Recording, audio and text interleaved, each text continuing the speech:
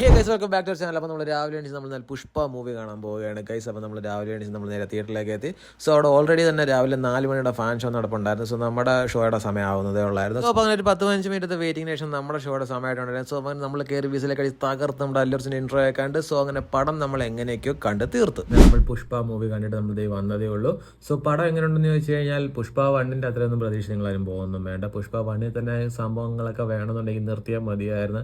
2 വെറുതെ ഉണ്ടാക്കി വിടണ്ടായിരുന്നു. ഇനിയിപ്പോൾ ഒരു 3 കൂടെ വരുന്നുണ്ട്, അത് നമ്മൾ സഹിക്കണം.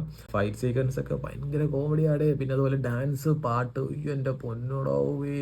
പിന്നെ കുറേ മരുമോൾ പാസം ഉണ്ട്, അമ്മാവൻ പാസം ഉണ്ട്, പിന്നെ ചേട്ടൻ പാസം, അനിയൻ പാസം, ഇങ്ങനെ കുറേ പാസങ്ങളും കയറ്റി വെച്ചിട്ടുണ്ട്.